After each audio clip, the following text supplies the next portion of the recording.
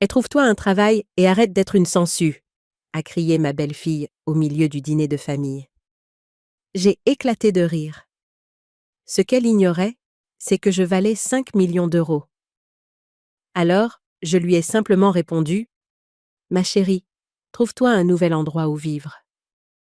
Je suis heureuse de vous avoir ici. Suivez mon histoire jusqu'au bout et commentez la ville d'où vous regardez pour que je puisse voir jusqu'où mon histoire a voyagé. Je m'appelle Hélène et depuis 3 ans, je vis un mensonge. Pas le genre de mensonge que l'on raconte aux autres, mais celui que l'on se raconte à soi-même quand on a besoin de découvrir qui sont vraiment les gens lorsqu'ils pensent que vous n'avez plus rien à offrir.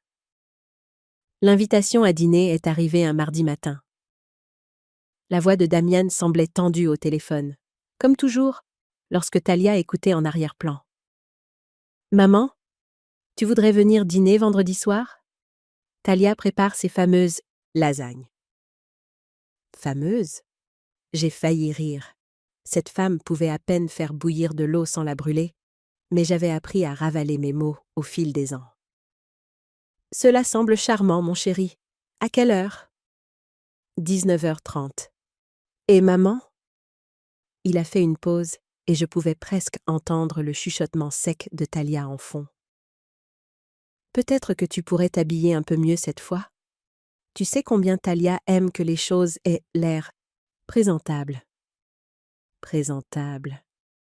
J'ai regardé mon reflet dans le miroir du couloir après avoir accroché.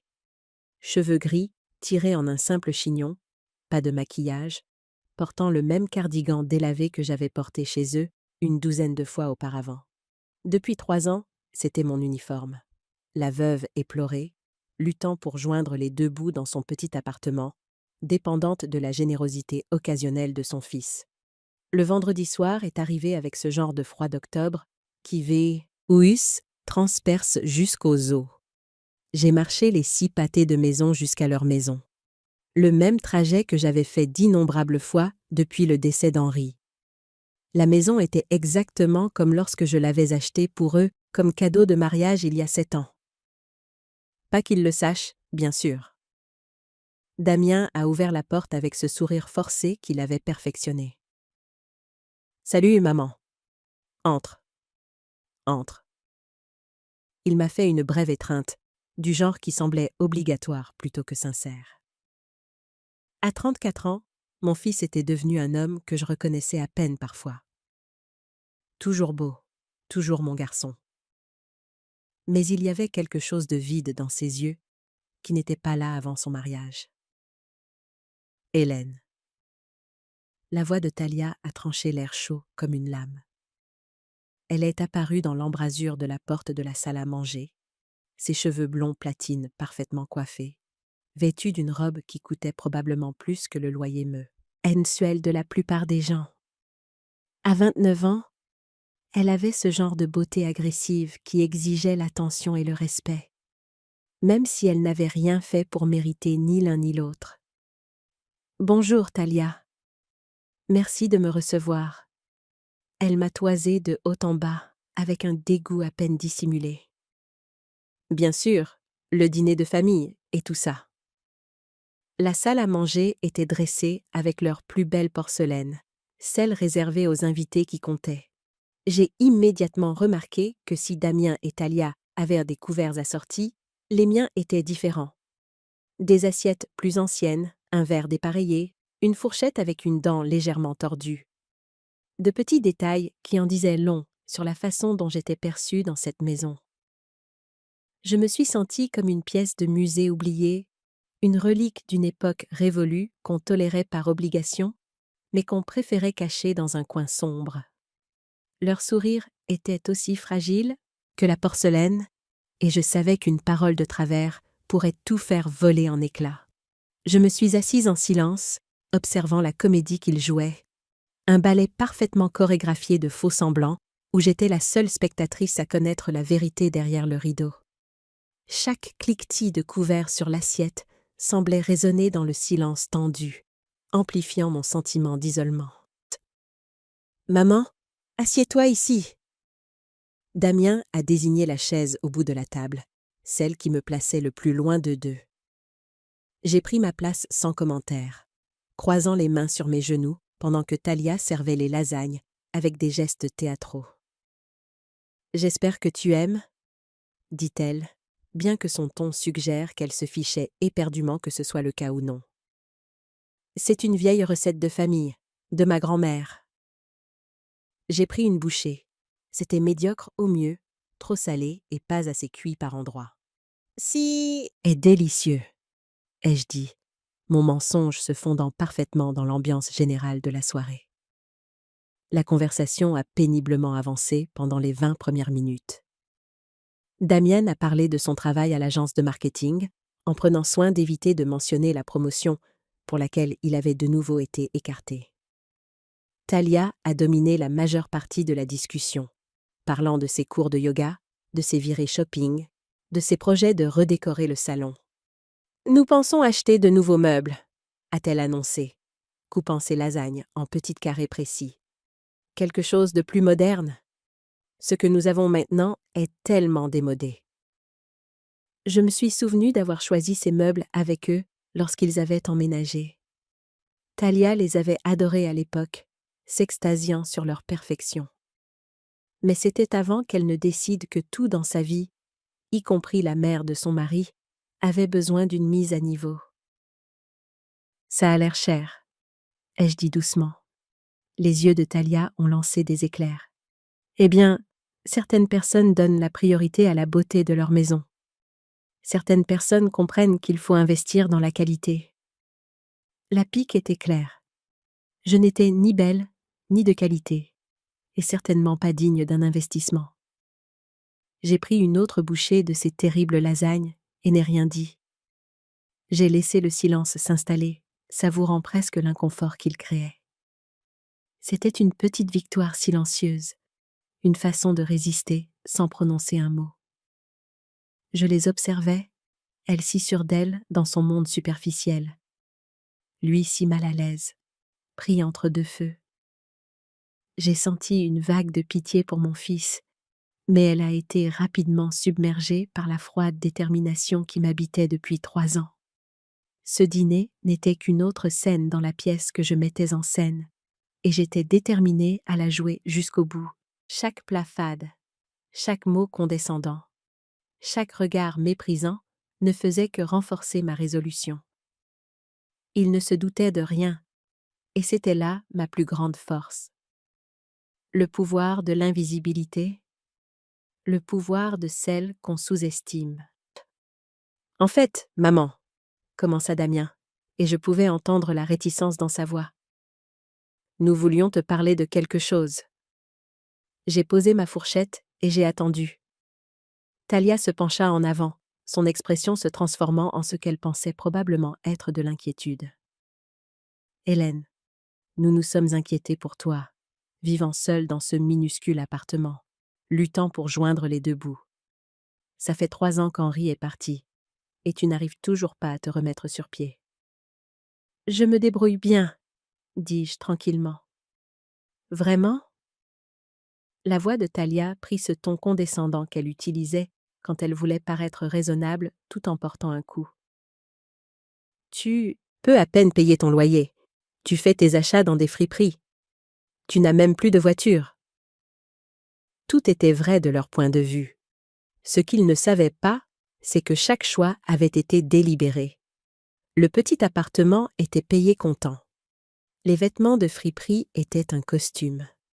L'absence de voiture était due au fait que je préférais marcher, pas parce que je ne pouvais pas me le permettre. « Je m'en sors », ai-je répété. « S'en sortir, ce n'est pas vivre, maman, » dit Damien. Et pendant un instant, j'ai entendu une réelle préoccupation dans sa voix. Cela m'a donné l'espoir que quelque part sous l'influence de Talia, mon vrai fils existait toujours. Mais ensuite, elle a repris le contrôle. « Le fait est, Hélène, que nous ne pouvons pas continuer à t'aider éternellement.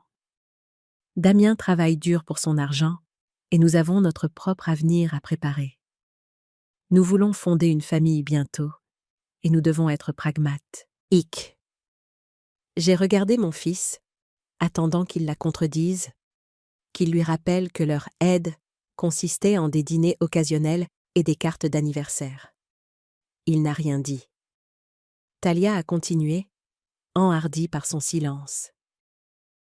Ce que nous essayons de dire, c'est qu'il est peut-être temps que tu penses à trouver un emploi. Tu n'as que 64 ans. Beaucoup de gens de ton âge travaillent. Carrefour cherche toujours des gens pour l'accueil.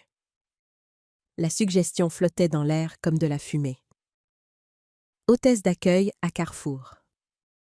Après avoir dirigé une entreprise prospère pendant 20 ans aux côtés d'Henri, après avoir bâti la fortune qui pourrait acheter et vendre tout leur quartier, elle voulait que je me tienne à l'entrée d'un hypermarché pour dire bonjour à des inconnus pour le SMIC. Le mépris était si flagrant, si dénué de toute subtilité, que c'en était presque comique. Je me suis retenue de sourire, gardant mon masque de veuve fragile et démunie. Un travail? Ai-je répété lentement, laissant chaque syllabe peser dans l'air. Ouais. Les yeux de Talia s'illuminèrent, comme si elle venait de résoudre la faim dans le monde. Quelque chose pour te donner un but, tu sais? De l'indépendance. De l'amour-propre. L'amour-propre. L'ironie était si épaisse que je pouvais la goûter. J'ai beaucoup réfléchi à ta situation ces derniers temps, poursuivit Talia, visiblement satisfaite d'elle-même. Et j'ai réalisé quel était le problème. Tu es devenue trop à l'aise dans la dépendance envers les autres. Envers Damien, ce n'est sain pour aucun de nous. J'ai senti quelque chose de froid s'installer dans ma poitrine.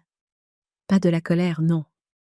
Quelque chose de plus calme et de bien plus dangereux. C'est ce que tu penses que je suis? Ai-je demandé. Dépendante? Eh bien, Talia jeta un coup d'œil à Damien, cherchant du soutien. Je veux dire, soyons honnêtes. Tu comptes sur nous pour tout. Chaque fois qu'il y a une facture que tu ne peux pas payer, chaque fois que quelque chose se casse dans ton appartement, qui appelles-tu? La réponse était « Personne ». Je ne leur avais pas demandé un centime depuis les funérailles d'Henri, mais apparemment, dans l'esprit de Talia, ma simple existence était un fardeau. « Je vois », dis-je doucement. « Ne le prends pas personnellement », continua Talia, s'échauffant sur son thème. « C'est juste que Damien et moi essayons de construire quelque chose ici. Nous sommes jeunes. Nous sommes ambitieux. Et nous ne pouvons pas être constamment inquiets de soutenir quelqu'un qui n'essaie même pas de subvenir à ses propres besoins. Qui n'essaie même pas. Les mots résonnaient dans mon esprit alors que je regardais cette femme qui n'avait jamais travaillé un seul jour de sa vie, qui dépensait le salaire de son mari en sac à main de créateur et en soins au spa, qui vivait dans une maison qu'elle ignorait que je possédais tout en me faisant la leçon sur l'autosuffisance. C'était l'apogée de son arrogance, le point culminant de 3 années de micro-agression et de condescendance. Et c'est à ce moment-là que j'ai su que le jeu était terminé. Le temps de la patience était révolu. Le temps de la vérité était arrivé. Le rideau allait enfin tomber sur cette mascarade. « Talia » dis-je, ma voix à peine plus haute qu'un murmure. « Oui » Je l'ai regardé droit dans les yeux, et pour la première fois en 3 ans, je lui ai laissé voir quelque chose de réel. Quelque chose qui l'a fait reculer légèrement sur sa chaise. Tu n'as aucune idée de ce qui t'attend. Le silence qui a suivi était assourdissant. Damienne s'est agitée inconfortablement sur son siège. La bouche de Talia s'est ouverte et fermée comme un poisson cherchant de l'air. « Excusez-moi » a-t-elle finalement réussi à articuler. Je me suis levée, et lentement, mes mouvements délibérés et contrôlés. Merci pour le dîner. Les lasagnes étaient exactement ce à quoi je m'attendais. Je me suis dirigée vers la porte d'entrée, mes pas résonnant dans le calme soudain. Derrière moi, je pouvais entendre le chuchotement sec de Talia. Est-ce qu'elle vient de me menacer? À la porte, je me suis retournée. Tous deux me fixaient depuis l'embrasure de la porte de la salle à manger. Damien avait l'air confus. Talia avait l'air secouée. « Oh, et Talia » dis-je, la main sur la poignée de la porte. « À propos de ce conseil sur l'emploi ?»« Quoi, à ce sujet ?» J'ai souri. Ce n'était pas un sourire chaleureux. « Tu devrais peut-être commencer à mettre à jour ton propre CV. » 3 jours se sont écoulés avant que Damien n'appelle. Je m'y attendais, bien sûr. Talia ne l'aurait pas laissé en paix tant qu'il n'aurait pas obtenu des réponses sur mon comportement étrange au dîner. J'étais dans mon petit appartement, assise près de la fenêtre avec mon café du matin lorsque le téléphone a sonné. « Maman !» Sa voix était prudente, comme s'il parlait à quelqu'un qui pourrait être instable. « On peut parler ?»« Bien sûr, mon chéri. Tu veux passer ?» Il y a eu une pause. En 3 ans, Damien n'avait jamais visité mon appartement. Il avait proposé de m'aider à emménager, mais j'avais décliné. Il avait suggéré de passer prendre un café, mais il y avait toujours une excuse de Talia pour expliquer pourquoi cela ne fonctionnerait pas. Maintenant, confronté à la possibilité de voir réellement comment vivait sa mère, il semblait incertain. Oui. D'accord, je serai là dans 1 heure. J'ai passé les 60 minutes suivantes à préparer la conversation la plus importante que j'aurais avec mon fils depuis des années. J'ai préparé son café préféré, celui, coûteux, que je gardais caché au fond de mon placard. J'ai rangé les documents financiers que j'examinais. J'ai troqué mon habituel cardigan de friperie pour quelque chose d'un peu plus joli, bien que toujours soigneusement modeste. Cette rencontre était un tournant, le début du dénouement. Chaque détail comptait. L'odeur du café, la propreté méticuleuse de mon modeste logis, mon apparence, tout devait contribuer à l'image que je voulais projeter. Celle d'une femme digne et maîtresse de la situation, malgré les apparences qu'elle avait elle-même créées. L'heure qui a suivi a été remplie d'une tension anticipatrice. Le calme avant la tempête, que j'allais déchaîner. Quand il est arrivé, Damien a regardé le petit appartement avec une pitié à peine dissimulée. Une chambre, une minuscule cuisine, des meubles qui semblaient de provenir de brocante, ce qui était techniquement le cas pour certains. Le reste, je l'avais acheté spécifiquement pour créer cette impression. « Maman, cet endroit est… » Il cherchait ses mots. « Petit » ai-je suggéré. J'allais dire « déprimant ». Je lui ai versé du café dans une de mes bonnes tasses. Un autre petit luxe que je gardais caché la plupart du temps. Il a pris une gorgée et a eu l'air surpris. « C'est du très bon café. » Je fais des folies de temps en temps. Nous nous sommes assis, l'un en face de l'autre, à ma petite table de cuisine. Pendant un moment, aucun de nous n'a parlé. Puis Damien s'est raclé la gorge. « À propos de vendredi soir ?»« Oui ?» Talia est vraiment contrariée. Elle pense que tu l'as menacée. J'ai soutenu son regard. « Et toi, qu'en penses-tu ?» Il s'est agité sur sa chaise. « Je pense qu'il se passe quelque chose avec toi que je ne comprends pas. Tu as été différente ces derniers temps. Distante. Et puis, vendredi, la façon dont tu as regardé Talia, les choses que tu as dites. Les choses que j'ai dites étaient vraies. Qu'est-ce que ça veut dire, maman ? Tu lui as dit qu'elle n'avait aucune idée de ce qui l'attendait. Ça ressemble à une menace. J'ai pris une gorgée de mon café, réfléchissant soigneusement à mes paroles. L'heure de la franchise totale n'était pas encore venue, mais je pouvais lui offrir un aperçu derrière le rideau. « Damien, te souviens-tu de ce que ton père disait des gens qui confondent la gentillesse avec la faiblesse ? Il disait qu'ils finissaient par apprendre la différence. » Exactement. J'ai posé ma tasse. Pendant 3 ans, j'ai été gentille, patiente. J'ai regardé ta femme me traiter comme un fardeau, une source d'embarras, un problème à résoudre.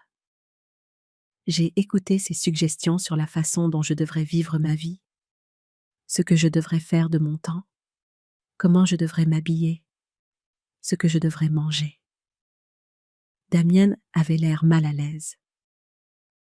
Elle essaie juste d'aider. Vraiment? Ou essaie-t-elle de me faire disparaître de la manière la plus sociale, aimant, acceptable possible? Maman, ce n'est pas... Laisse-moi te poser une question. Je me suis penchée en avant. Quand Talia m'a-t-elle demandé pour la dernière fois comment j'allais? Pas comment je me débrouillais financièrement, pas si j'avais besoin d'aide pour les factures, mais comment j'allais réellement en tant que personne. Il a ouvert la bouche, puis l'a refermée. Quand a-t-elle demandé pour la dernière fois quels étaient mes centres d'intérêt, mes passe-temps, mes amis? Quand m'a-t-elle traité pour la dernière fois comme un être humain au lieu d'un inconvénient? Damienne fixait sa tasse de café. Elle ne veut pas être froide. N'est-ce pas? Le silence s'est étiré entre nous. Finalement, Damien a levé les yeux. Alors, qu'est-ce que tu veux dire? Que tu vas nous couper de ta vie? Je dis que certaines personnes sont sur le point d'apprendre que les actions ont des conséquences. Ça ressemble toujours à une menace. Je me suis levée et je me suis dirigée vers la petite bibliothèque de mon salon. Caché derrière une rangée de romans de poche, se trouvait un dossier en carton. Je l'ai sorti et je suis retournée à la table. Damien, dis-je en ouvrant le dossier. Il y a quelque chose que je dois te dire sur ta mère. À l'intérieur du dossier se trouvaient des relevés bancaires, des portefeuilles d'investissement, des titres de propriété, des documents que j'avais gardés cachés pendant 3 ans, attendant le bon moment. Ses yeux s'écarquillèrent alors qu'il commençait à assimiler ce qu'il voyait. « Maman, qu'est-ce que c'est ?» C'est qui je suis, vraiment. J'ai observé son visage alors qu'il tournait page après page. Des soldes de compte affichant des chiffres qu'il n'avait jamais imaginés. Des portefeuilles d'investissement valant des millions. Des titres de propriété pour des maisons, des bâtiments commerciaux. Des parcelles de terrain dans 3 régions différentes. « Je ne comprends pas, » a-t-il murmuré. « Ton père et moi avons eu beaucoup de succès, Damien. Plus de succès que nous ne l'avons jamais laissé paraître. Quand il est mort, j'ai tout hérité. Je vaux environ 5 millions d'euros. » Il me regardait comme si je venais de lui annoncer que j'étais une extraterrestre. « Mais tu vis ici, dans cet appartement. Tu fais tes achats dans des friperies. Tu n'as même pas de voiture. Par choix. Pourquoi? » J'ai fermé le dossier et j'ai regardé mon fils, cet homme que j'avais élevé et aimé, et que j'avais vu disparaître lentement sous l'influence de sa femme. Parce que j'avais besoin de savoir qui m'aimerait quand on penserait que je n'avais plus rien. Les mots l'ont frappé comme un coup physique. J'ai vu la prise de conscience poindre dans ses yeux. Je l'ai vu comprendre ce que les 3 dernières années avaient vraiment signifié. Tu nous as testés. Je me suis protégée. De quoi? De gens comme ta femme. Les mains de Damian tremblaient alors qu'il posait sa tasse de café. Maman, c'est de la folie. Tu nous as laissé croire que tu avais des difficultés. Tu as laissé Talia croire. J'ai laissé Talia me montrer exactement qui elle est. J'ai gardé ma voix calme, factuelle. Et elle l'a fait. À plusieurs reprises, pendant 3 ans. Mais je suis ton fils. Oui, tu l'es. Et j'avais besoin de savoir si tu étais toujours mon fils, ou si tu étais devenu tout à fait autre chose. Il a tressailli comme si je l'avais giflé. Ce n'est pas juste. N'est-ce pas? Quand m'as-tu appelé pour la dernière fois juste pour parler? Quand m'as-tu invité quelque part sans que Talia n'insiste? Quand as-tu pris ma défense pour la dernière fois quand elle était cruelle? Chaque question était un couteau, et je pouvais voir qu'elles atteignaient leur cible. Je n'ai jamais pensé, je n'ai pas réalisé qu'elle était si méchante. Ou tu as choisi de ne pas le voir parce que c'était plus facile. Nous sommes restés assis en silence un long moment. Finalement, Damien a parlé, sa voix à peine audible. Et maintenant, que se passe-t-il?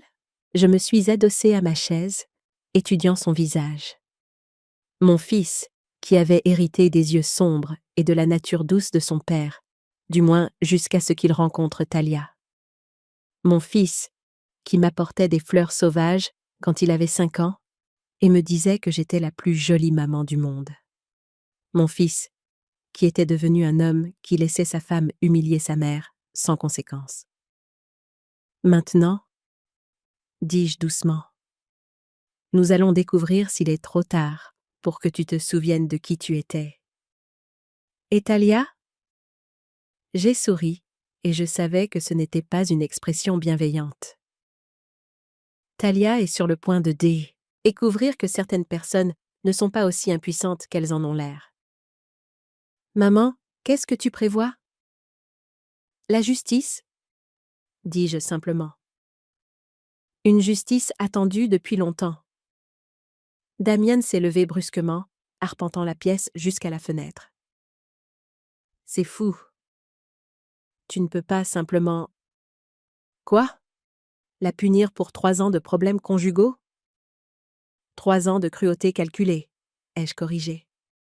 3 ans à me traiter comme de la saleté tout en vivant de tes revenus, qui proviennent d'un travail que tu n'as que grâce aux relations que ton père et moi avons bâties pendant 20 ans. Cela l'a arrêté net. Quoi? Tu pensais que ce poste en marketing t'était tombé du ciel? Ton père a fait jouer ses relations pour que tu obtiennes cet entretien. Nous avons tiré les ficelles en coulisses pendant toute ta vie d'adulte. Son visage est devenu pâle. Quelle part de ma vie a été un mensonge? Rien n'est un mensonge, mon chéri. Mais une partie était protégée. Je me suis levée et je me suis approchée de lui, posant une main douce sur son bras. Je t'aime, Damien. Je t'ai aimé avant même que tu ne naisses. Mais l'amour ne signifie pas accepter les abus, même de la part de la famille. Il s'est tourné pour me faire face, et pendant un instant, j'ai vu le petit garçon qu'il était. Qu'est-ce que je dois faire? C'est à toi de décider, mais je veux que tu réfléchisses à quelque chose. À quoi? En 3 ans de mariage, Talia t'a-t-elle une seule fois encouragée à passer du temps avec moi? A-t-elle jamais suggéré que peut-être, juste peut-être, j'aurais une valeur au-delà de ce que je pouvais fournir financièrement? Il a ouvert la bouche pour répondre, puis l'a refermée. C'est bien ce que je pensais. J'ai serré doucement son bras. Des tempêtes approchent, mon chéri. Quand elles frapperont, tu devras décider de quel côté tu veux être. Est-ce une menace? C'est une promesse, ai-je dit. Et contrairement à certaines personnes dans ta vie, je tiens toujours mes promesses. Je leur ai laissé 1 semaine pour digérer ce que j'avais dit à Damien. 1 semaine pour qu'il rentre chez lui, regarde sa femme avec de nouveaux yeux et décide quel genre d'homme il voulait être. 1 semaine pour que Talia se demande ce que je voulais dire exactement par mes mots d'adieu à leur table. L'appel est arrivé un mercredi matin. La voix de Talia, sèche et exigeante, a percé le calme paisible de mon appartement. Hélène, il faut qu'on parle, tout de suite. Bonjour à toi aussi, Talia. Ne joue pas à des jeux avec moi. Damien m'a parlé de ta petite révélation sur l'argent. J'ai souri, m'installant dans mon fauteuil préféré avec mon café. Vraiment? Oui, il l'a fait, et je veux savoir à quel jeu malade tu as joué. À quel genre de jeu es-tu que j'ai joué? Sa voix a monté d'une octave. Tu nous as laissé croire que tu étais pauvre. Tu es resté là et tu m'as laissé m'inquiéter pour toi. Tu m'as laissé essayer de t'aider. Et pendant tout ce temps, tu étais secrètement riche. Laissez s'inquiéter pour moi. Laissez essayer d'aider. La réécriture de l'histoire était stupéfiante, même pour Talia. Je vois.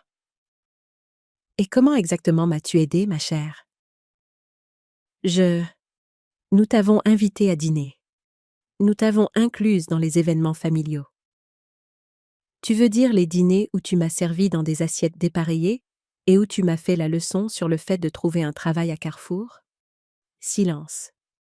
Puis, tu viens ce soir. On règle ça? Vraiment? Oui, 19h. Et Hélène, tu nous dois une explication. La ligne est devenue silencieuse. J'ai posé le téléphone et j'ai fini mon café, pensant à la conversation qui m'attendait. Puis, je me suis dirigée vers l'armoire de ma chambre et j'ai écarté les cardigans de friperie et les robes à bas prix. Au fond, enveloppés dans des housses de protection, pendaient les vêtements que je portais autrefois, les vêtements qui reflétaient qui j'étais vraiment. J'ai choisi une robe noire, élégante, mais pas tape à l'œil. De vrais bijoux, pas des pièces de fantaisie. Des chaussures qui coûtaient plus que ce que Talia dépensait en courses en un mois. Quand je me suis regardée dans le miroir, j'ai vu une femme qui pouvait acheter et vendre tout ce que Talia avait jamais possédé sans même vérifier son solde bancaire. Il était temps d'arrêter de se cacher. Le changement n'était pas seulement vestimentaire, il était viscéral. En enfilant cette robe, je sentais mon dos se redresser, ma posture changer. La Hélène vulnérable et effacée se dissipait comme une brume matinale, laissant place à la femme que j'avais toujours été, décidée, forte et absolument pas disposée à tolérer le moindre manque de respect. J'ai savouré ce moment de transformation, cette réappropriation de mon identité. Ce soir, Talia ne verrait pas la veuve fragile qu'elle croyait manipuler, mais la matriarche de cette famille, la source silencieuse de leur fortune et la juge de leurs actions. La bataille était sur le point de commencer, et j'étais armée de la vérité. Je suis arrivée chez eux à 19h précise, la même maison que je leur avais achetée il y a 7 ans, bien qu'ils ne l'aient jamais su. La même maison dont je payais discrètement le crédit via une société de gestion immobilière, leur laissant croire que le salaire de Damien le couvrait. Damien a ouvert la porte, et ses yeux se sont écarquillés en me voyant. « Maman, tu as l'air différente. Comme toi-même, » a-t-il dit doucement. « Comme tu étais quand papa était en vie. » Talia est apparue derrière lui, et son expression était du pur venin. Elle s'était aussi habillée pour la bataille, dans une tenue de créateur qui coûtait probablement plus que le salaire mensuel de la plupart des gens. Mais à côté de la confiance tranquille de la vraie richesse, ses tentatives d'intimidation ressemblaient à un enfant jouant à se déguiser. « Tiens, tiens, » dit-elle en me toisant de haut en bas. La pauvre veuve a une sacrée garde-robe cachée. Entre autres choses, ai-je répondu doucement. Nous sommes allés au salon, la même pièce que je les avais aidés à meubler lorsqu'ils avaient emménagé. J'ai pris place sur le canapé que je les avais aidés à choisir, dans la maison que j'avais achetée, entourée de la vie que je leur avais rendue possible. « D'accord, » a dit Talia, se positionnant comme une procureure sur le point de livrer son réquisitoire. « Allons-y, toute la vérité. Que voudrais-tu savoir? » Tout. Combien d'argent as-tu? Pourquoi nous as-tu menti? Quel genre de personne prétend d'y être pauvre pendant 3 ans? J'ai croisé les mains sur mes genoux et je l'ai regardé calmement. Le genre de personne qui veut savoir qui sont ses vrais amis. Amis? Le rire de Talia était aigu et cassant. Je suis ta belle-fille, pas ton amie. La famille ne ment pas à la famille. Vraiment? Alors peut-être voudrais-tu expliquer pourquoi tu as dit aux voisins que je devenais sénile et que tu t'inquiétais pour ma santé mentale? Le visage de Talia est devenu blême. Damien s'est tourné pour la regarder fixement. Je n'ai jamais dit ça. Tu as dit à Madame Dubois que je montrais des signes de démence. Tu as suggéré au facteur que je pourrais bientôt avoir besoin d'être placé dans une maison de retraite. Tu as construit un récit sur mon déclin mental depuis des mois. Ce n'est pas... Pas vrai? Ou pas quelque chose que tu t'attendais à ce que je découvre? La voix de Damien n'était qu'un murmure. Talia, est-ce que c'est vrai? Elle s'est tournée vers lui, les yeux flamboyants. J'étais inquiète. Elle agissait bizarrement, disait des choses étranges, s'habillait comme une clocharde. Je pensais qu'elle perdait la tête. Ouh, dis-je doucement. Tu préparais le terrain pour me faire déclarer inapte afin de pouvoir accéder à ce que tu pensais être l'argent de l'assurance vie d'Henri. L'accusation flottait dans l'air, comme une lame. La bouche de Talia s'est ouverte et fermée, sans un son. C'est insensé, a-t-elle finalement réussi à dire. Pourquoi ferais-je ça? J'ai sorti une enveloppe Kraft de mon sac à main. Parce qu'il y a 3 mois, tu as contacté un avocat spécialisé en droit des aînés. Tu t'es renseigné sur la procédure pour obtenir la tutelle d'un parent âgé montrant des signes de déclin mental. Damien a bondi sur ses pieds. Quoi? J'ai ouvert l'enveloppe et j'ai sorti des courriels imprimés, des relevés téléphoniques, des notes de consultation. Tu voulais savoir en combien de temps la procédure pouvait être achevée et s'il y avait des moyens de l'accélérer si le parent avait des actifs importants. Comment as-tu obtenu ça? La voix de Talia était à peine audible. L'argent ouvre de nombreuses portes, ma chère, y compris celles que tu pensais verrouillées.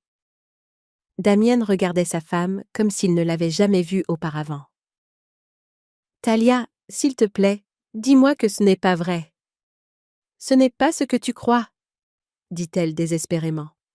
J'étais juste inquiète pour elle.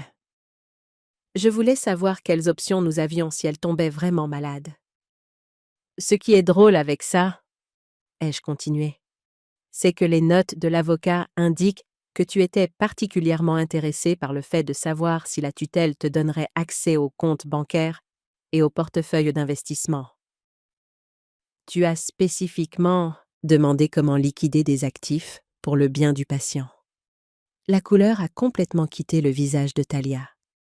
Elle s'est affaissée dans un fauteuil, les mains tremblantes. « Maman, » dit Damien, sa voix creuse. « S'il te plaît, dis-moi que tu inventes tout ça. » J'en ai bien peur, mon chéri. Mais pourquoi? Pourquoi ferait-elle ça? J'ai regardé Talia, qui fixait le sol, et j'ai ressenti quelque chose qui aurait pu être de la pitié si elle l'avait mérité. Parce qu'elle ne t'a jamais aimé, Damien. Elle a aimé ce qu'elle pensait que tu pouvais lui fournir. Et quand il est devenu clair que ton seul salaire ne suffisait pas à financer le style de vie qu'elle voulait, elle a commencé à chercher d'autres sources de revenus. « Ce n'est pas vrai ?» murmura Talia. « Ah non? Alors, explique la dette de carte de crédit que tu caches à ton mari, les virées shopping que tu finances avec des avances de fonds, les bijoux que tu as mis au clou et remplacés par des faux. » Le visage de Damien est devenu blanc. « Quoi? » J'ai sorti une autre liasse de documents. Ta femme vit au-dessus de tes moyens depuis 2 ans. Elle doit 43 000 € sur des cartes dont tu ignores l'existence. Talia, est-ce que c'est vrai? Elle a finalement levé les yeux et son visage était strié de larmes. Mais ce n'étaient pas des larmes de remords, c'étaient des larmes de rage. Toi, siffla-t-elle en me regardant. Toi, vindicative, manipulatrice, tu m'as piégée. Je ne t'ai pas piégée, ma chère. J'ai simplement cessé de te protéger des conséquences de tes propres choix. Elle s'est levée, vacillant légèrement. Tu te crois si intelligente, n'est-ce pas? Tu penses que tu as gagné? Gagner quoi? Tu voulais détruire mon mariage, et tu l'as fait. Félicitations. Je me suis levée aussi, et soudain, la version de moi de l'appartement modeste avait complètement disparu. À sa place, se tenait la femme qui avait bâti un empire commercial aux côtés de son mari, qui avait pris des décisions à 1 million d'euros sans sourciller, qui n'avait jamais reculé devant un combat de sa vie. Je n'ai pas détruit ton mariage, Talia. Tu l'as fait. Le moment où tu as décidé que mon fils n'était qu'un tremplin vers quelque chose de mieux. J'aime Damien. Tu aimes ce que Damien représente, la sécurité, le statut, un gagne-pain. Mais tu ne l'as jamais aimé, lui. Comment oses-tu? Comment oser quoi? Dire la vérité? Révéler ce que tu es vraiment? Je me suis approchée d'elle, assez près pour qu'elle doive lever les yeux pour rencontrer les miens. Tu veux savoir ce qui va vraiment se passer ici, Talia? Quoi? Tu vas faire tes valises et tu vas quitter cette maison, ce soir. Elle a ri, un rire aigu et sauvage. Tu ne peux pas me forcer à quitter ma propre maison. En fait, si. J'ai sorti un dernier document de mon sac à main, l'acte de propriété de la maison, avec mon nom clairement visible en tant que propriétaire. Cette maison m'appartient? Elle m'a toujours appartenu. Damien et toi vivez ici en tant que mes invités depuis 7 ans. Le silence qui a suivi était assourdissant. Damien regardait l'acte comme s'il était écrit dans une langue étrangère. Maman, qu'est-ce que ça veut dire? Ça veut dire que ta femme a 30 minutes pour faire un sac et sortir de ma maison. Talia tremblait maintenant. La fureur et la peur se livrent en bataille sur son visage. Tu ne peux pas faire ça. J'ai des droits de locataire. Tu n'es pas une locataire. Tu es une invitée qui a abusé de son hospitalité. J'ai plié l'acte et l'ai rangé. 30 minutes, Talia. Après ça, j'appelle la police et je te fais expulser pour violation de propriété. Damien! Elle s'est tournée vers lui désespérément. Dis, est-ce quelque chose? C'est notre maison. Mais Damien fixait toujours l'endroit où l'acte avait été, assimilant toute l'étendue de ce qu'il venait d'apprendre. Damien! A-t-elle crié. Il a levé les yeux vers elle, et son expression était celle d'un homme qui voyait clair pour la première fois depuis des années. Sors, a-t-il dit doucement. Quoi? Sors de la maison de ma mère. Le visage de Talia s'est décomposé, mais je n'ai ressenti aucune satisfaction dans ses larmes. Seulement un soulagement las que la comédie soit enfin terminée. Ce n'est pas fini, a-t-elle dit, me regardant avec une haine pure. Tu crois que tu as gagné, mais ce n'est pas fini. J'ai souri, et je me suis assurée qu'elle pouvait voir exactement à quel point ces menaces comptaient un peu pour moi. Oh, mais si, ma chère, ce n'est que le début de ce qui arrive aux gens qui confondent ma gentillesse avec de la faiblesse. Elle a fui la pièce.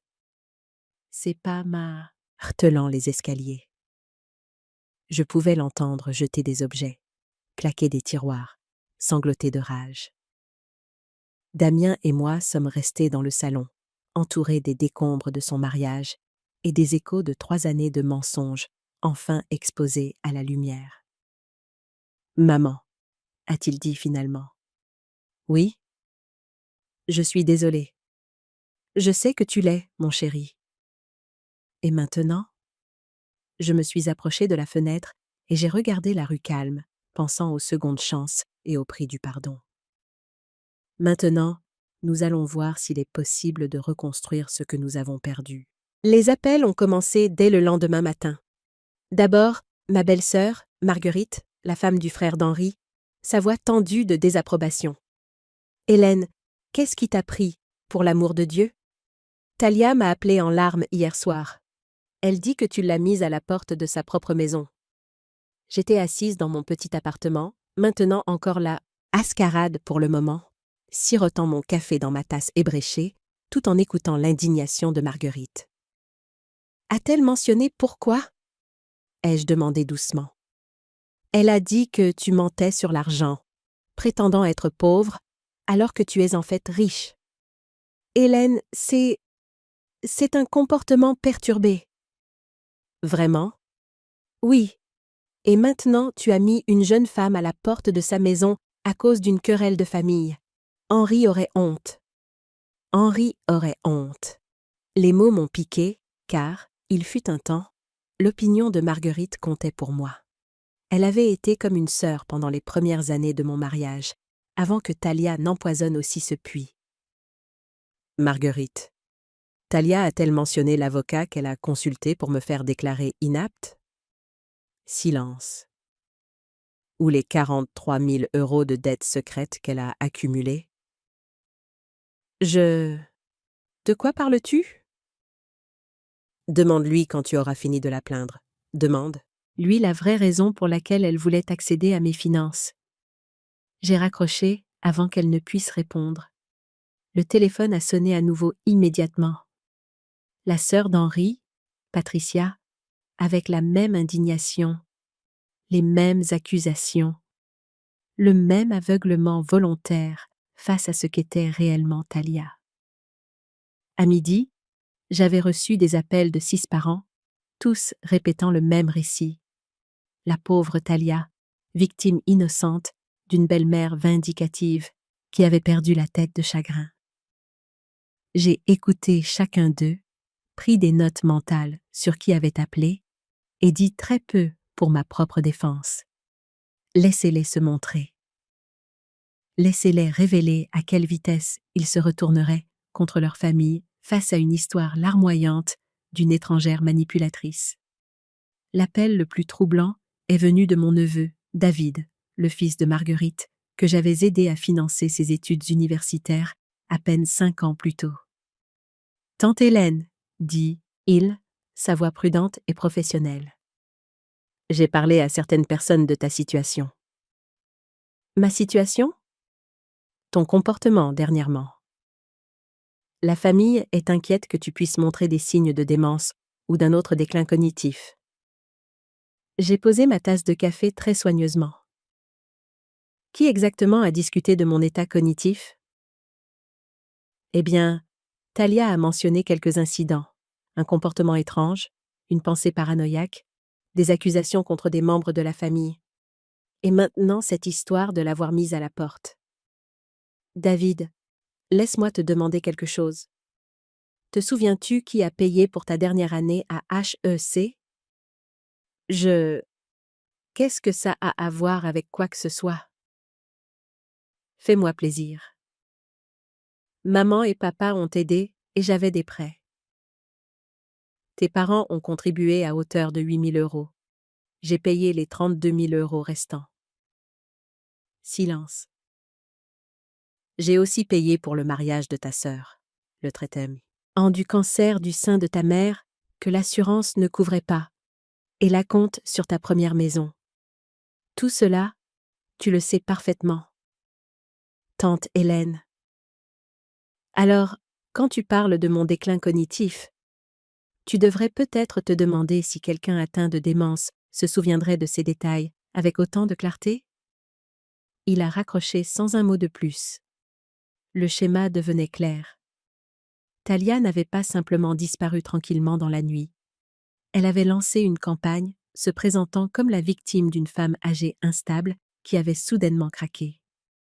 Et comme du poison dans un puits, sa version des faits se propageait à travers le réseau familial. 2 jours plus tard, Damien a appelé. Sa voix était tendue, épuisée. « Maman, on peut se voir? On doit parler. » « Bien sûr. »« Où? » ?»« Pas à la maison. Thalia a... » Elle a appelé tout le monde. La famille est en émoi. Nous nous sommes rencontrés dans un petit café du centre, ville, le genre d'endroit anonyme où 2 personnes pouvaient avoir une conversation difficile sans être entendues. Damien avait l'air de ne pas avoir dormi depuis des jours. Ses yeux étaient rougis, ses vêtements froissés, ses cheveux habituellement parfaits en désordre. Elle m'a détruit, dit-il sans préambule. Que veux-tu dire? Talia. Elle ne se contente pas de raconter à tout le monde sa version de ce qui s'est passé. Elle invente des choses. Je n'étais pas surprise, mais j'ai attendu qu'il continue. Elle a dit à mon patron que tu souffres de démence et que j'ai été distrait au travail, inquiet pour ta santé mentale. Elle a suggéré qu'il pourrait vouloir se demander si mes performances professionnelles ont été affectées. La cruauté calculée de son geste m'a coupé le souffle. Non contente de détruire sa propre réputation, elle essayait maintenant de saboter la carrière de Damien. Qu'a dit ton patron? Il a été compréhensif. Il a suggéré que je pourrais me renseigner sur le congé de solidarité familiale, peut-être prendre un peu de temps pour gérer les problèmes médico-familiaux. Et tu lui as dit? Qu'est-ce que je pouvais lui dire? Que ma femme est une menteuse qui a essayé de faire déclarer ma mère inapte pour lui voler son argent? Que j'ai vécu dans une maison que ma mère possède sans le savoir? Que toute ma vie d'adulte a été construite sur des fondations que je n'ai jamais comprises? Sa voix montait, attirant les regards des autres clients. J'ai tendu la main sur la table et j'ai touché la sienne. Baisse la voix, mon chéri. Il a ri amèrement. Elle a eu une longueur d'avance sur moi tout ce temps. Le temps que je réalise ce qu'elle faisait, elle avait déjà empoisonné la moitié de la famille contre toi et m'avait fait passer pour un menteur ou un idiot au travail. Quoi d'autre? Elle vit chez sa sœur, maintenant, pleurant auprès de quiconque voudra bien l'écouter, sur la façon dont tu as manipulé notre mariage. Comment tu lui as tendu des pièges. Comment tu es dangereuse et instable. J'ai siroté mon café, pensant que Talia était plus ingénieuse que je ne l'avais cru. Elle avait transformé son humiliation en arme, sa dénonciation en martyr. Il y a plus, a continué Damien. Elle a consulté un avocat. À propos de quoi? À propos de la maison. Elle prétend avoir des droits de locataire, que tu ne peux pas simplement l'expulser sans préavis en bonne et due forme. Elle prétend aussi que tu l'as forcée à partir sous la contrainte. Et que lui a dit l'avocat? Qu'elle n'a aucune chance.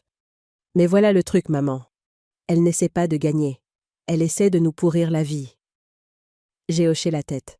C'était exactement ce à quoi je m'attendais de la part de quelqu'un comme Talia une fois qu'elle aurait réalisé qu'elle avait tout perdu. Elle était comme un animal blessé, frappant sauvagement tout ce qui l'entourait, incapable d'accepter sa défaite. Sa stratégie n'était plus l'acquisition, mais la destruction. Elle voulait s'assurer que si elle tombait, elle entraînerait tout le monde avec elle. C'était une forme de vengeance désespérée. La dernière cartouche d'une femme qui avait misé tout son avenir sur un mensonge et qui avait perdu. « Montre-moi » ai-je dit. « Quoi » ? « Montre-moi ce qu'elle raconte aux gens. Je veux voir exactement à quoi nous avons affaire. » Damien a sorti son téléphone et a ouvert ses réseaux sociaux. Les publications étaient magistralement conçues, chacune visant à susciter un maximum de sympathie, tout en maintenant une dénégation plausible. Je traverse une période difficile avec ma famille. Parfois, les personnes en qui vous avez le plus confiance sont celles qui vous blessent le plus profondément. Prières appréciées. J'apprends de dures vérités sur la manipulation et l'abus psychologique, reconnaissante envers les amis qui voient à travers les mensonges. Quand quelqu'un passe des années à prétendre être quelque chose qu'il n'est pas, sur quoi d'autre ment-il? Faites confiance à votre instinct. Chaque publication avait des dizaines de commentaires exprimant leur soutien, leur indignation en son nom, la condamnation de membres de la famille non nommés qui avaient manifestement fait du tort à cette pauvre jeune femme. Elle est douée, ai-je admis. Elle est diabolique. Non, elle est désespérée. Et les gens désespérés font des erreurs. Quel genre d'erreur? Je lui ai rendu son téléphone et me suis penchée en avant. Le genre qui en révèle plus qu'il ne le voulait? Je ne comprends pas. Regarde le schéma, Damien. Quelle est la seule chose qui manque dans toutes ces publications? Il les a parcourues à nouveau, en fronçant les sourcils. Je ne vois pas. Elle ne mentionne jamais une seule fois t'aimer. Pas une seule fois. Elle parle d'être trahie, manipulée, de s'être fait mentir, mais elle ne dit jamais qu'elle a le cœur brisé d'avoir perdu son mariage. Elle ne dit jamais que son mari lui manque. La prise de conscience l'a frappée comme un coup physique. Parce que ce n'est pas le cas, ai-je continué. Parce que ça ne l'a jamais été. Ce n'est pas du chagrin, mon chéri. C'est de la rage d'avoir été démasqué. Nous sommes restés assis en silence un moment, digérant la profondeur de la tromperie de Thalia et l'ampleur des dégâts qu'elle essayait d'infliger. « Qu'est-ce qu'on fait ?» a finalement demandé Damien.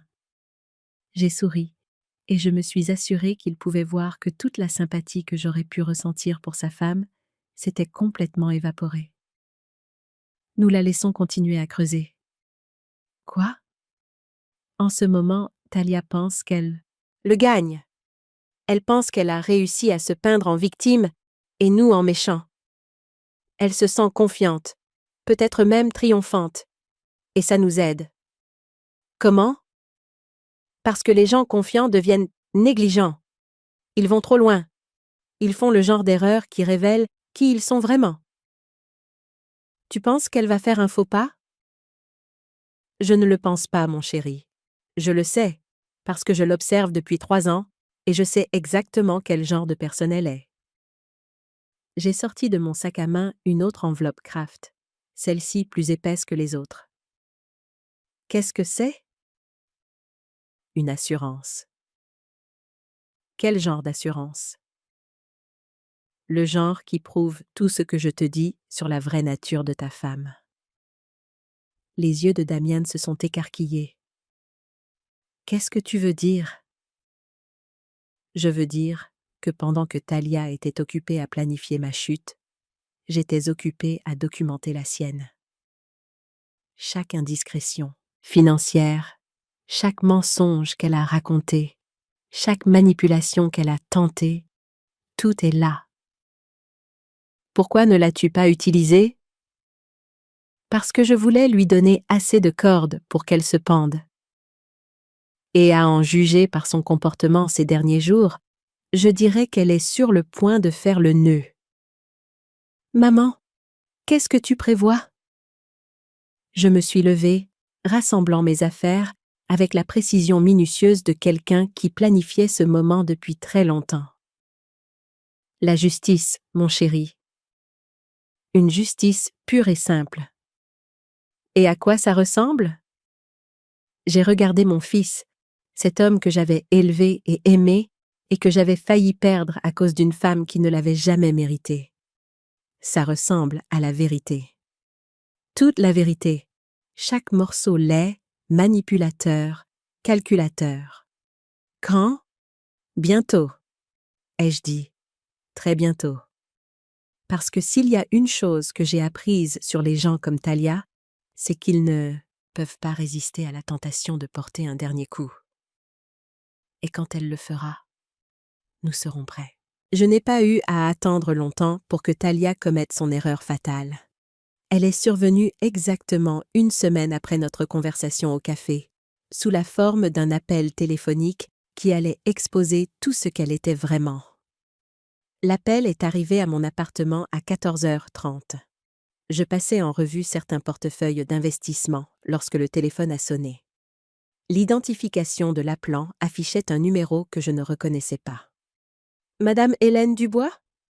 Ici le lieutenant Sophie Martin du commissariat de police d'Orléans. » Mon sang s'est glacé. « Oui, madame. » « Je dois vous poser quelques questions concernant une plainte qui a été déposée contre vous. Des allégations de maltraitance de personnes âgées et d'exploitation financière. » J'ai posé mes papiers très soigneusement.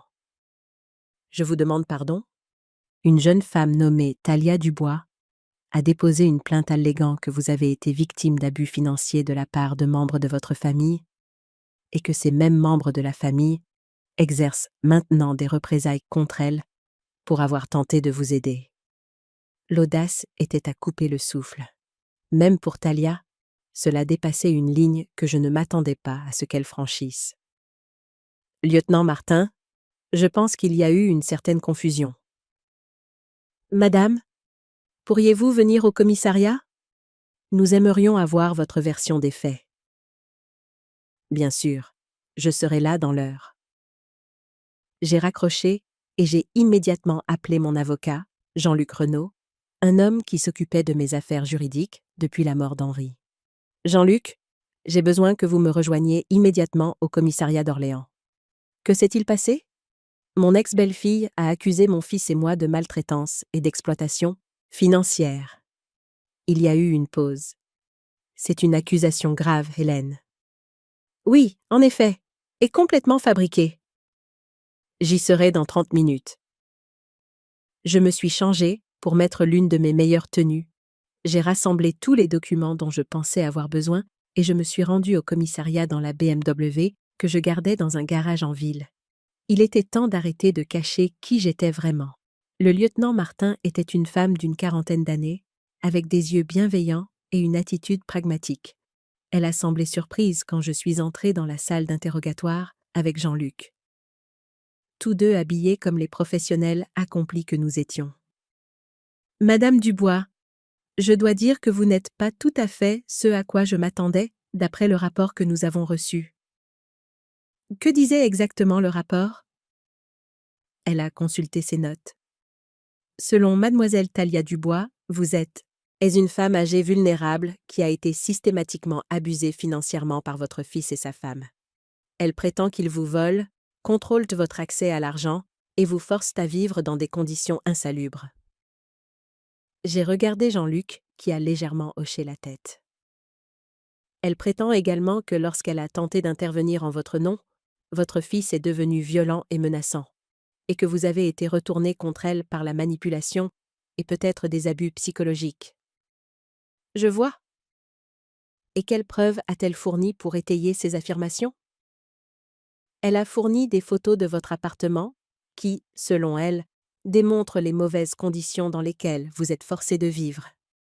Elle a également fourni ce qu'elle prétend être des documents financiers montrant des divergences dans vos comptes. Le lieutenant Martin a sorti un dossier et m'a montré des photographies imprimées de mon petit tap, hartement. Des photos prises à travers les fenêtres, montrant les meubles modestes, la petite cuisine, l'apparence de pauvreté soigneusement entretenue que j'avais cultivée. Elle a également fourni ceci. Le lieutenant a continué, sortant des relevés bancaires photocopiés, qui montraient mon compte courant, celui que j'utilisais pour les dépenses quotidiennes.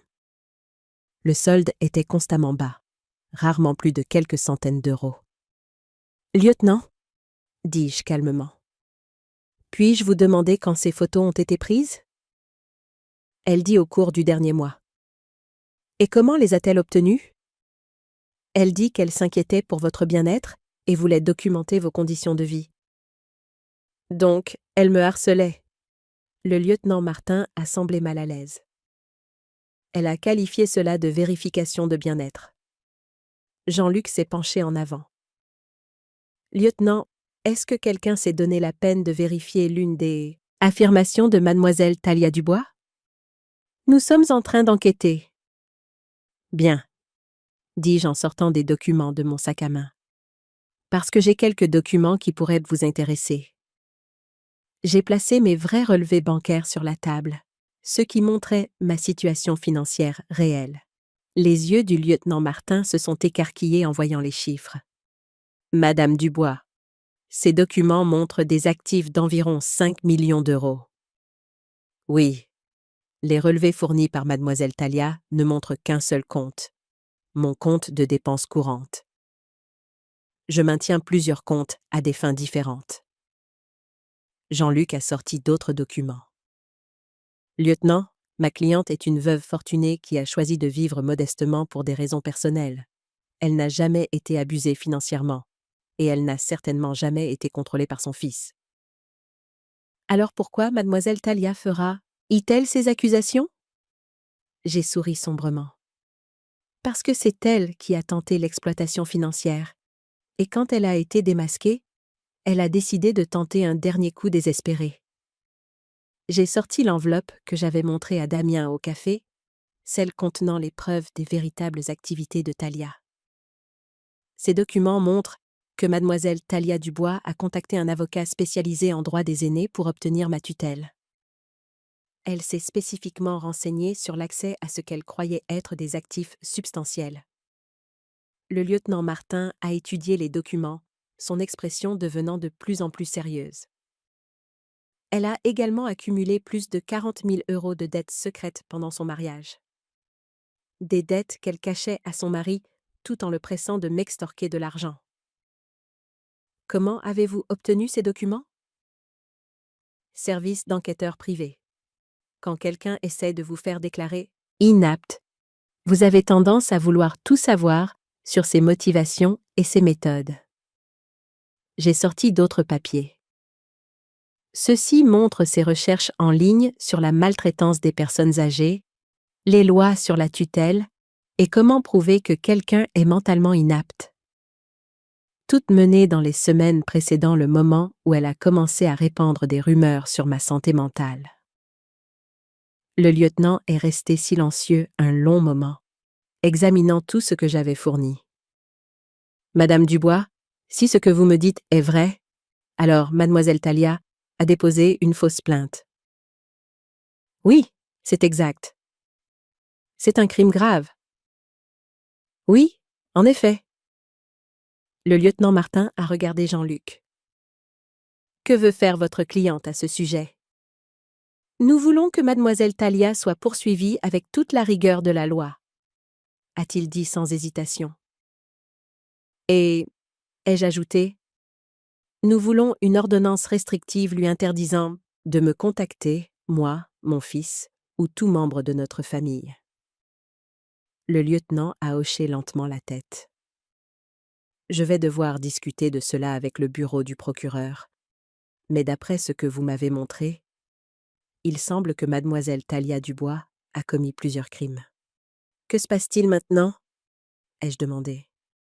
Maintenant, nous l'arrêtons. 2 heures plus tard, j'étais assise dans mon véritable appartement, le penthouse de luxe que j'appelais chez moi depuis 3 ans, quand Damien a appelé. Maman, la police vient de m'appeler. Ils ont arrêté Talia. Je sais. Tu sais? Comment? Maman, où es-tu? Je suis passée à ton appartement et il est vide. J'ai regardé autour de ma vraie maison, celle avec des baies vitrées donnant sur la ville. Celle remplie d'antiquités et d'œuvres d'art qu'Henri et moi avions collectionnées pendant 20 ans de mariage. Je suis à la maison, mon chéri. Qu'est-ce que tu veux dire? Je veux dire, je suis dans ma vraie maison. L'appartement n'était qu'un autre costume. Silence. Puis, maman, je ne comprends plus rien. Viens au Haut-de-Loire, place de la République, dernier étage. Je t'expliquerai tout. 30 minutes plus tard, Damien se tenait dans mon vrai salon, regardant un décor qui coûtait probablement plus que ce que la plupart des gens gagnaient en un an. C'est ici que tu as vécu. C'est ici que j'ai toujours vécu. Même quand je te rendais visite dans ce petit appartement, je rentrais ici. Il s'est effondré dans un de mes fauteuils en cuir, la tête entre les mains. Elle a vraiment essayé de te faire déclarer inapte? Oui. Et elle a déposé une fausse plainte? Oui. Pourquoi? Pourquoi aller si loin? J'ai versé un verre de vin d'une bouteille qui coûtait plus cher que ce que Talia dépensait en chaussures en un mois. Parce qu'elle n'est pas seulement avide, Damien. Elle est véritablement malveillante. Quand elle a réalisé qu'elle ne pouvait pas obtenir ce qu'elle voulait par la manipulation, elle a décidé de nous détruire tous les deux par dépit. Que va-t-il lui arriver maintenant? Elle sera poursuivie pour dénonciation calomnieuse, tentative de fraude et peut-être harcèlement.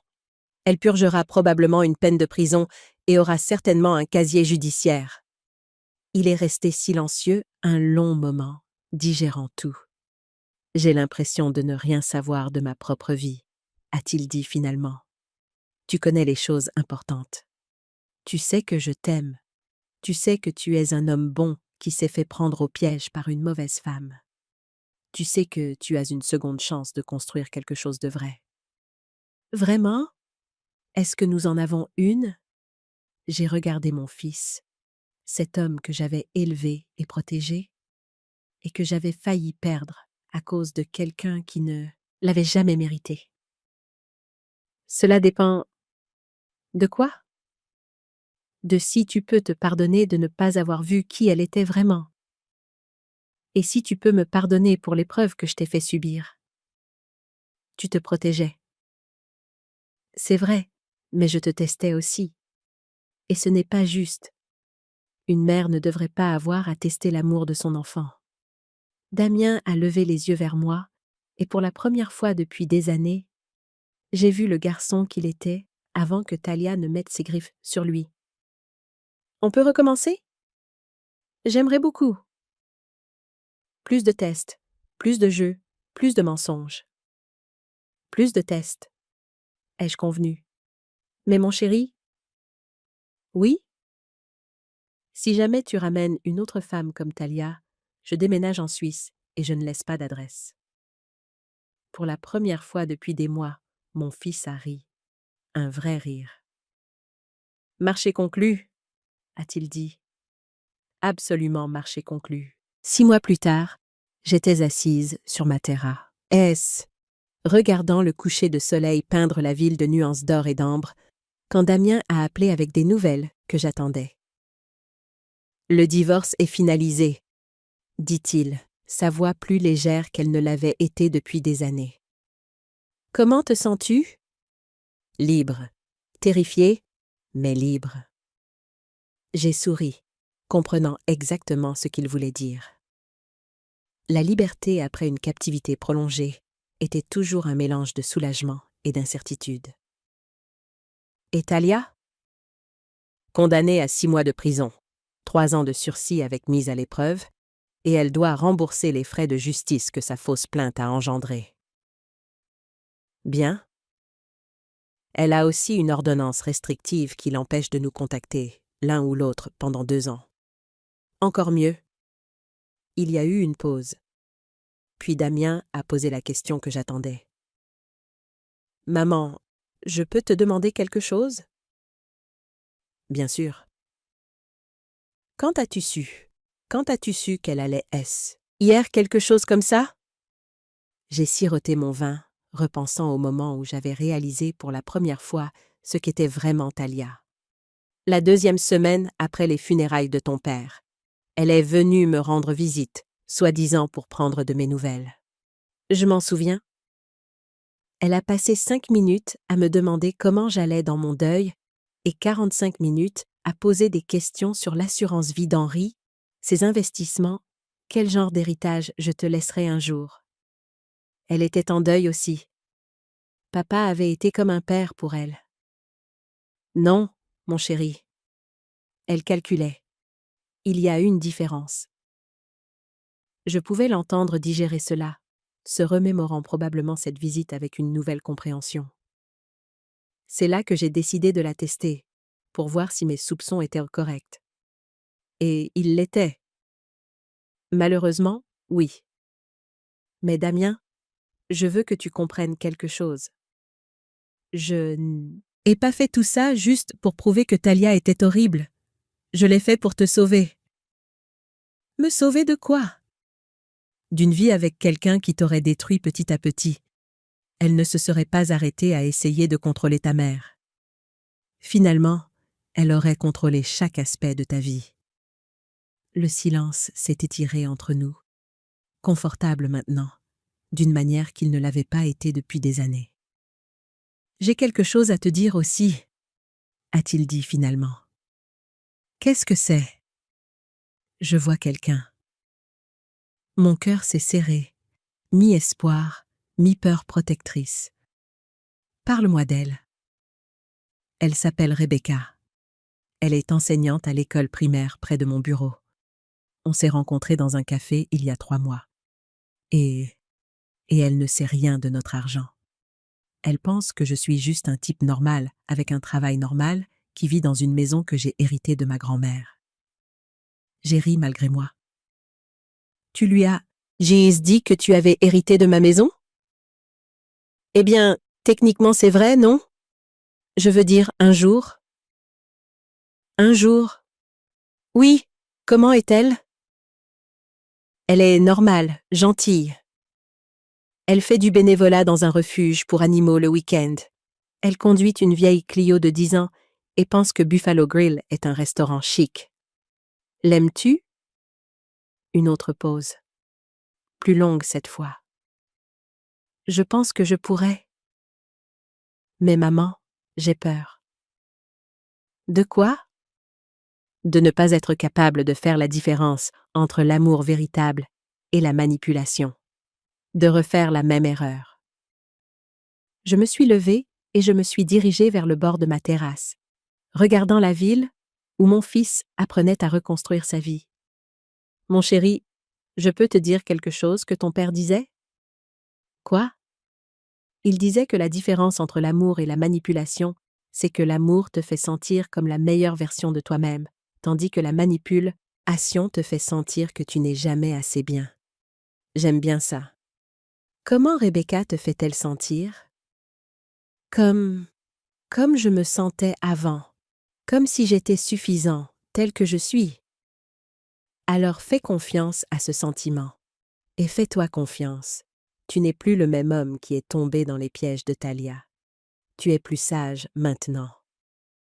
Je l'espère. Je le sais. Mais Damien? Oui?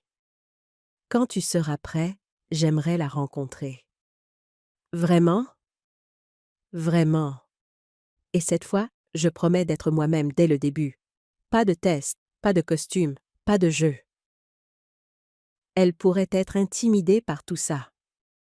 Je pouvais l'entendre faire un geste vers ce que je supposais être son souvenir de mon penthouse. Alors, nous nous rencontrerons quelque part de neutre. Un endroit qui la mettra à l'aise. Tu ferais ça, ma chérie? J'ai passé 3 ans à prétendre être quelqu'un que je ne suis pas. Je suis fatiguée de prétendre. Si Rebecca est quelqu'un qui pourrait devenir important pour toi, alors c'est quelqu'un que je veux connaître. Et si elle ne t'aime pas? Alors ce n'est pas la bonne femme pour toi. Et si tu ne l'aimes pas? J'ai souri, me souvenant de ma promesse de déménager en Suisse. Alors je garderai mes opinions pour moi, à moins que tu ne me les demandes. Maman. Oui. Merci. Pourquoi? De m'avoir sauvée, même quand je ne savais pas que j'en avais besoin. Après avoir raccroché, je suis restée sur la terrasse, alors que le ciel s'assombrissait et que les lumières de la ville commençaient à scintiller en bas. J'ai pensé aux 3 dernières années, à la tromperie élaborée que j'avais maintenue, à la douleur de voir mon fils disparaître lentement sous l'influence de sa femme. J'ai pensé à Henri, qui aurait géré cette situation de manière complètement différente. Il aurait confronté Talia directement, probablement. Dès le premier mois où il aurait remarqué son comportement. Mais Henri n'avait jamais eu à se demander si les gens l'aimaient, pour lui-même ou pour son argent. Ce fardeau particulier m'était tombé dessus après sa mort. Mon téléphone a vibré avec un message texte. Marguerite, la belle-sœur d'Henri, la première personne à m'appeler et à me condamner lorsque Talia avait lancé sa campagne de mensonges. Hélène, je te dois des excuses. J'ai déjeuné avec Patricia aujourd'hui, et nous avons reconstitué la chronologie de ce qui s'est réellement passé. J'ai honte d'avoir cru aux mensonges de Talia sans même demander ta version de l'histoire. Pouvons-nous parler? J'ai fixé le message un long moment avant de répondre. Marguerite, excuse acceptée.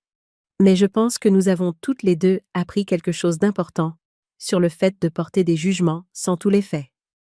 Sa réponse est venue rapidement. C'est vrai. Et elle. N, je suis fière de toi pour t'être protégée. Toi et Damien. Il a fallu une force incroyable.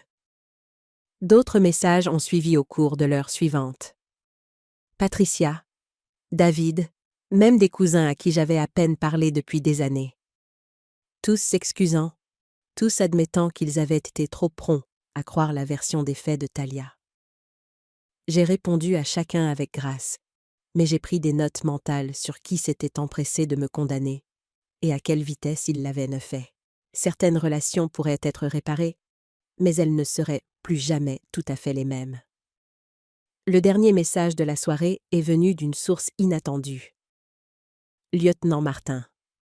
Madame Dubois, je pensais que vous voudriez savoir que mademoiselle Talia a tenté de vous contacter via le système téléphonique de la prison aujourd'hui. L'appel a été bloqué en raison de l'ordonnance restrictive, mais je voulais que vous soyez au courant. Je n'étais pas surprise. Talia n'accepterait jamais vraiment la défaite. Même depuis la prison, elle planifiait probablement son prochain coup, sa prochaine tentative de causer des ennuis, mais pour la première fois en 3 ans, je n'étais pas inquiète de ce qu'elle pourrait faire. J'avais arrêté de me cacher. J'avais arrêté de prétendre être vulnérable. J'avais repris mon pouvoir, ma voix et ma vie. Je me suis versé un autre verre de vin et je me suis réinstallée dans mon fauteuil. Demain, je commencerai le processus de vente de la maison où Damien et Talia avaient vécu. J'avais déjà décidé de lui donner les bénéfices, un véritable héritage plutôt que la fausse vulnérabilité que j'avais utilisée comme test. Demain, je commencerai aussi à planifier l'avenir. De vrais projets, pas des tromperies élaborées. Peut-être des voyages, peut-être de la philanthropie, peut-être juste le simple plaisir de vivre authentiquement sans constamment surveiller mes arrières. Mais ce soir, j'étais contente de m'asseoir sur ma terrasse, entourée du luxe que j'avais gagné et de la paix pour laquelle je m'étais battue, sachant que mon fils était libre de construire une vie avec quelqu'un qui pourrait réellement l'aimer. Le téléphone a sonné une dernière fois. Damien, à nouveau. « Maman, j'ai oublié de demander. Qu'est-ce que tu vas faire maintenant de ta vie? Je veux dire... » J'ai regardé la ville, pensant à toutes les possibilités qui s'offraient à moi. Je vais la vivre, ai-je dit, ouvertement, honnêtement, sans excuse. Je vais être exactement qui je suis. Et qui est-ce? J'ai souri, me sentant plus légère que je ne l'avais été depuis des années. Une femme qui a survécu à une épreuve de sa propre création et en est sortie plus forte. Une mère qui s'est battue pour son fils, même quand il ne pouvait pas se battre pour lui-même. Une veuve qui a honoré la mémoire de son mari en PR, otégeant ce qu'ils ont construit ensemble. Je t'aime, maman. Je t'aime aussi, mon chéri, plus que tu ne le sauras jamais. Après avoir raccroché, je suis restée sur la terrasse jusqu'à ce que le vin soit fini et que la ville se soit installée dans son rythme nocturne tranquille. Pendant 3 ans, j'avais vécu dans l'ombre, testant les gens que j'aimais, me protégeant de ceux qui voulaient m'utiliser. Maintenant, enfin, j'étais prête à revenir dans la lumière. Pas en tant que veuve éplorée ayant besoin de protection. Pas en tant que femme âgée vulnérable dont on pouvait abuser, mais en tant qu'Hélène Dubois, femme d'affaires prospère, mère dévouée et survivante de l'une des tromperies à long terme les plus élaborées que j'ai jamais conçues. Cela m'avait coûté 3 ans de vie authentique, plusieurs relations que j'avais autrefois appréciées, et plus d'énergie émotionnelle que je ne voulais le calculer. Mais cela avait sauvé mon fils, démasqué une prédatrice dangereuse, et m'avait appris que j'étais plus forte que je ne l'avais jamais imaginé. Alors que je rentrais enfin pour me coucher, j'ai aperçu mon reflet dans les portes vitrées. Pas la femme fatiguée et minable que j'avais prétendu être, mais la vraie moi. bien habillée, confiante, sans honte de mon succès ou de mes choix. Demain apporterait de nouveaux défis, de nouvelles relations à naviguer, de nouvelles décisions à prendre. Mais quoi qu'il arrive, j'y ferai face en étant moi-même. Et cela, après 3 ans de faux-semblants élaborés, me semblait la plus grande victoire de toutes. Maintenant, je suis curieuse de vous qui écoutez mon histoire. Que feriez-vous si vous étiez à ma place? Avez-vous déjà vécu quelque chose de similaire? Commentez ci-dessous. Et en attendant, je vous laisse sur l'écran final 2 autres histoires qui sont les préférées de la chaîne. Et elles vous surprendront certainement. Merci d'avoir regardé jusqu'ici.